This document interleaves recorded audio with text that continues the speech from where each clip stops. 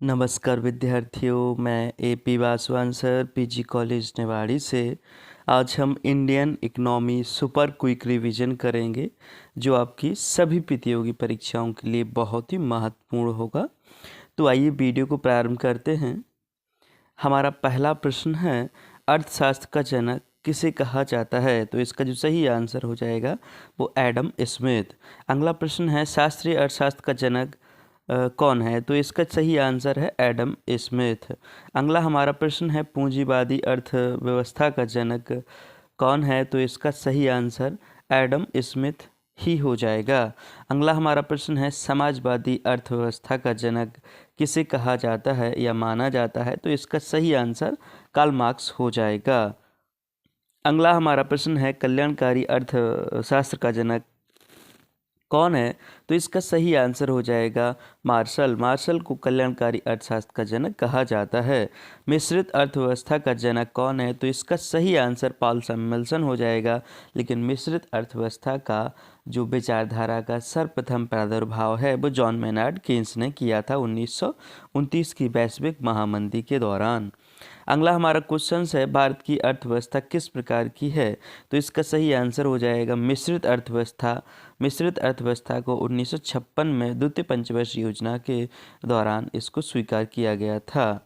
अगला हमारा क्वेश्चन है, समष्टिक अर्थशास्त्र का जनक किसे कहा जाता है? इसका सही आंसर जॉन मेनार्ड केन्स है। जॉन मेनार्ड केन्स को समष्टिक अर्थशास्त्र का जनक कहा जाता है।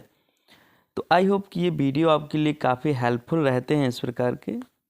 तो आप वीडियो को लाइक किया करें और चैनल को सब्सक्राइब करें।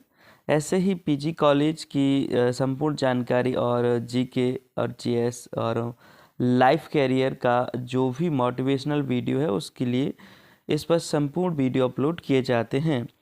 अगला हमारा प्रश्न है, वैश्विक अर्थशास्त्र का जनक किसे कहा जाता है? तो इसका सही आंसर है अल्फ्रेड मार्शल को वैश्विक अर्थशास्त्र का जनक कहा जाता है। अगला हमारा प्रश्न है, अर्थशास्त्र का विभाजन समष्टिक अर्थशास्त्र और वैश्विक अर्थशास्त्र में किसने किया था? तो इसका सही आंसर हो जाएगा रैगनर फ्रिश। रैगनर फ्रिश ने 1933 में इन दोनों का विभाजन किया था और ये दोनों वर्ड्स ग्रीक भाषा के वर्ड्स हैं। वैश्विक अर्थशास्त्र को अन्य किस नाम से जाना जाता है? तो इसका जो सही आंसर हो जाएगा सूक्ष्म अर्थशास्त्र या कीमत सिद्धांत के नाम से इसे जाना जाता है। अगला हमारा क्वेश्चन है, समष्टिक अर्थशास्त्र को अन्य किस नाम से जाना जाता है? तो सामूहिक अर्थशास्त्र के नाम से इसे जाना जाता है। अगला हमारा प्रश्न है, मांग का सिद्धांत किसने दिया था? तो मांग का सिद्धांत मार्शल ने दिया था। अगला हमारा प्रश्न है, अर्थशास्त्र धन का विज्ञान है, यह किसने कहा था? तो यह एडम स्मिथ ने कहा था। एडम स्मिथ को अर्थशास्त्र का जनक कहा जाता है, पूंजीवादी अर्थशास्त्र का जनक और शास्त्रीय अर्थशास्त्र का जनक भी इसे ही कहा जाता है। अगला हमारा प्रश्न है, योजना आयोग का गठन कब हुआ था? तो इसका जो सही आंसर हो जाएगा 1950 को योजना आयोग का गठन किया गया था और इसके स्थान पर 1 जनवरी 2015 को नीति आयोग का गठन कर दिया गया है। हरित क्रांति का जनक कौन है? तो इसका सही आंसर हो जाएगा एम.एस. स्वामीनाथन। एम.एस. स्वामीनाथन को हरित क्रांति का जनक कहा जाता है।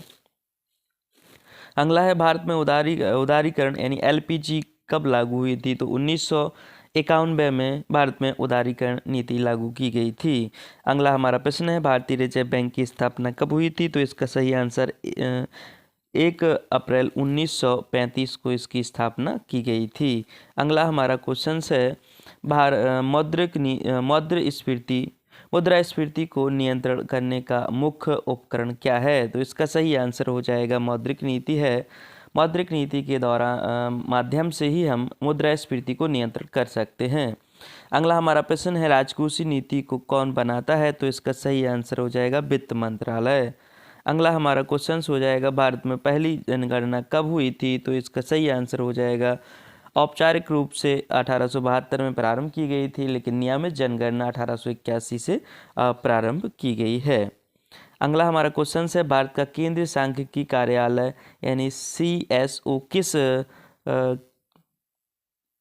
किसके अंतर्गत आता है? तो इसका सही आंसर हो जाएगा सांख्यिकी एवं कार्यक्रम क्रियान्वयन मंत्रालय के अंतर्गत आता है। अगला हमारा क्वेश्चन है, भारत का सबसे बड़ा क्षेत्रीय बैंक कौन सा है? तो इसका सही आंसर हो जाएगा हमारा SBI है। SBI 12 सार्वजनिक बैंकों में सबसे बड़ा बैंक है। अगला हमारा क्वेश्चन है, विश्व बैंक की स्थापना कब हुई थी? तो इसका जो सही आंसर हो जाएगा वो हो जाएगा 1944 को ब्रेटन वुड्स सम्मेलन के तहत इसकी स्थापना की गई थी। अगला हमारा क्वेश्चन है, भारत में सबसे बड़ा रोजगार देने वाला क्षेत्र कौन सा है? तो इसका सही आंसर हो जाएगा कृषि। कृषि में आज भी 54% व्यक्ति इसमें कार्यरत हैं और इसमें सर्वाधिक लोगों को रोजगार प्राप्त होता है। तो आई होप कि ये वीडियो आपके लिए काफ़ी हेल्पफुल रहेगा। तो thank you for watching this video. मिलते हैं किसी अगले वीडियो